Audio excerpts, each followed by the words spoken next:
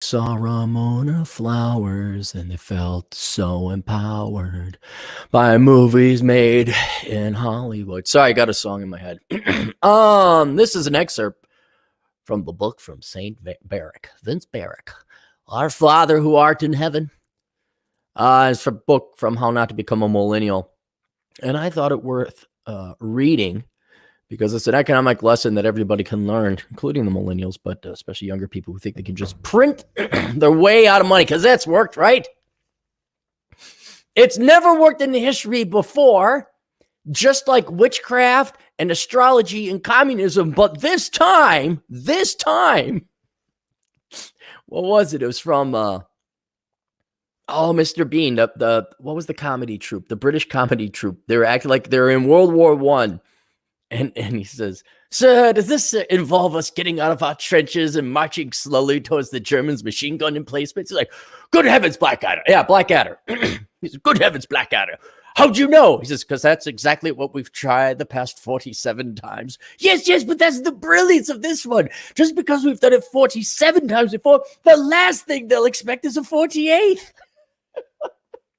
And you guys think printing off money's going to, wow, and this time it'll work. Guys, the millennials, you're so intelligent, smarts." So, I don't know what chapter this is from. Here it is. The perfect example of this is President Obama, and it's an important economic lesson for all of us to understand.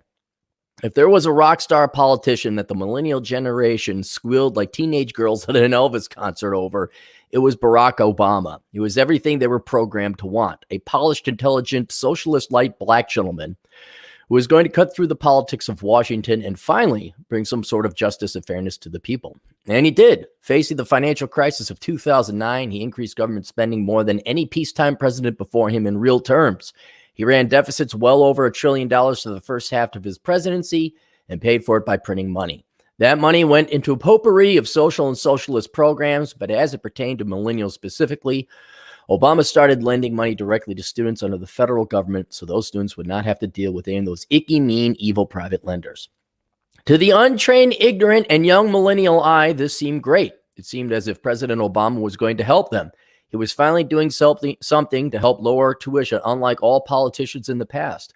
But as it is with every deal with the devil, when you don't adhere to reality, there is a price to pay.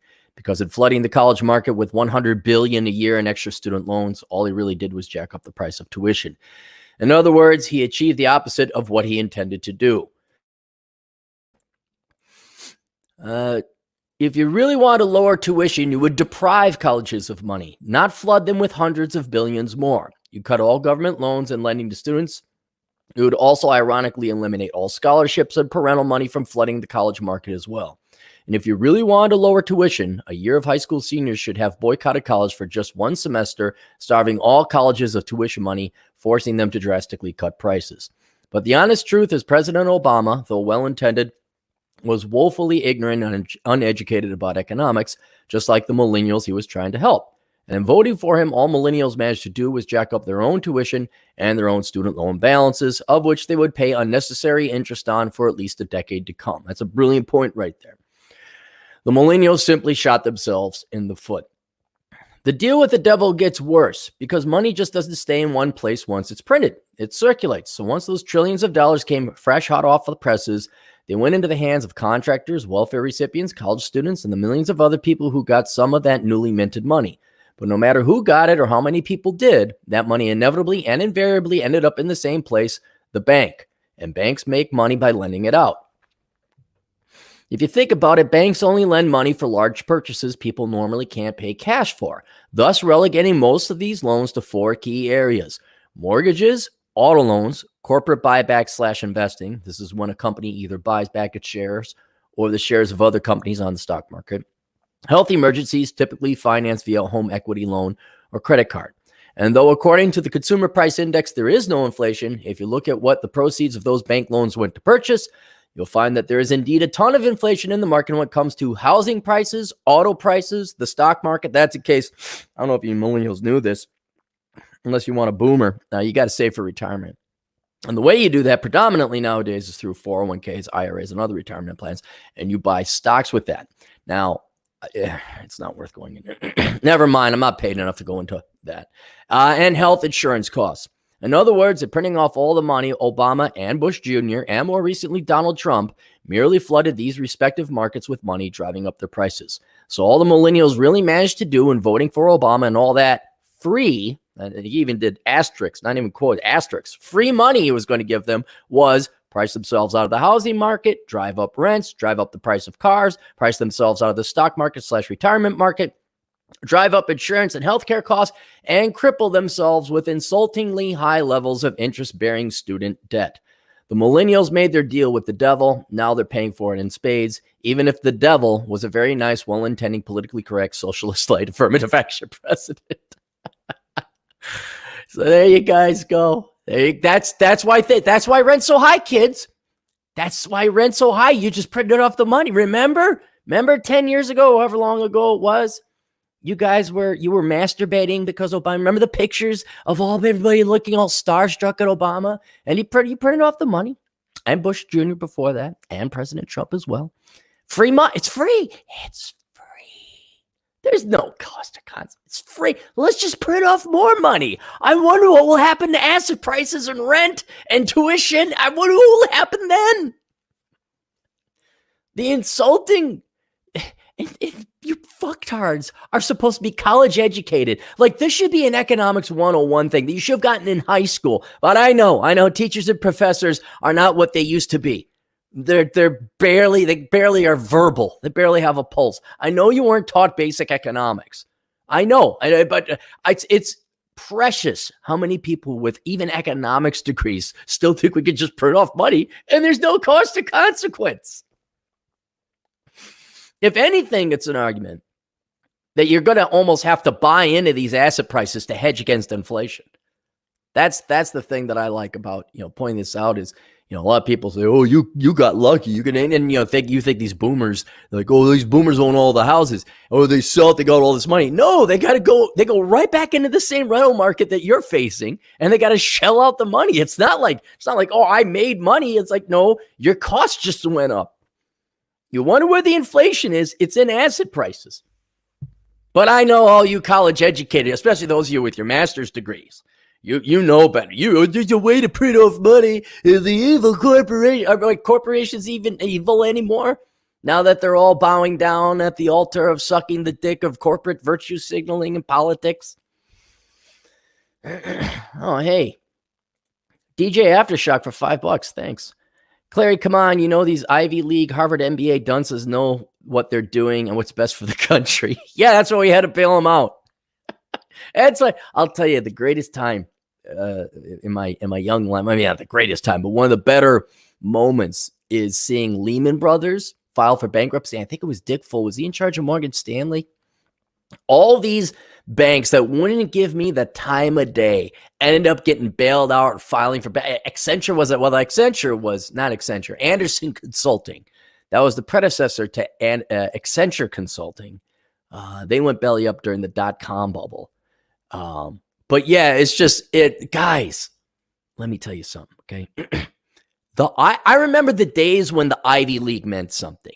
I remember when it meant something to be a lawyer, like, hey, lawyer, doctor, lawyer. Ooh, Harvard was a place you couldn't go. Like, that was just for the really super, super intelligent. Now, you couldn't put a gun in my fucking head to hire somebody from the fucking Ivy League. They're worthless. And not only are they, look, the only reason they have any value in the Ivy League is because of their connections and their parents. That's it. It's debatable if they ever had any quality or caliber at all beforehand. If it was just the networks and the connections, that is what gave them their value. But today, oh, fuck. No, I mean, guys, you know it. Go STEM or go home. And I don't care if you went to the Harvard School of Business or Princeton or get your fucking bullshit out of here. What are you going to tell me? Diversity is their strength? Are you going to tell me that where you got to do our corporate carbon footprint? Oh, is that what you went to school for, Mr. MBA schmuck? Oh, God. Anyway, so that excerpt from the book, How Not to Become a Millennial, the link is down below. Great book. I know the title sounds somewhat condescending towards the millennials, but it is a very pro-millennial book, believe it or not, because it doesn't lie to you kids like all the boomers did before. It's not your professors who just took $400 of credit and told you, oh yeah, racism, sexism, the white man, fall dreams, heart fall. Just give me more. And here's a $300 textbook. Give me your money. Oh, you can't use the 58th edition because the 59th edition I just pulled out of my ass. Yeah, and the reason you're in such college student loan debt isn't because of me who took the money from you. No, it's George Bush. It's Donald Trump. And so I hope in reading that little bit of the excerpt from the book, maybe it explains something to you millennial kids out there. Maybe now you understand why you're facing $1,500 a month plus $100 a month for a parking space in a normal part of town, not even the nice part, for a one bedroom. Now maybe you understand there's cost and consequences. I don't know. Did you guys want to have a house? Did you want to get married and have kids? Oh, no, we're all careerists. So we all got to be careers. Do you guys want to have retirement? I'm sure if we bail, you do realize. Here, let's go through this exercise here again, boys and girls. Let's say we printed off 1.5 trillion to whatever, Bernie, Buttigieg, whoever's running for the Democrat Party. We print off 1.5 trillion and basically steal money from the taxpayers to bail out, just like we did the bankers. We just do what we do for student loan, we just do for the bankers, and you guys become no morally better than the banker scum that you all hate. Okay, so you'd have to have a cup to shut the fuck up in. So we take that 1.5 trillion, we print it off. You guys take it, you go and you pay off your student loans, predominantly of which is to the government. And that money's now circulating. Where does it end? It ends up in the bank. And now all of a sudden prices are jacked up again. You're just going to have to pay it on the back end with interest. Oh, would you like a house? Well, remember that 1.5 trillion you printed off? Yeah, that's now flooded into the housing market and stock prices and healthcare and all this other shit. And now the prices are going back up. Oh, and by the way, it's not free. There's at best a 4% interest rate on the mortgage, probably a 12 or 15% on your credit cards if you got to pay for your health insurance costs. And car loans are what? I don't know. What are car loans nowadays? 7%, something like that? Pay off my money. Oh, I have a degree. I are educated. We got another Brandon Johnson.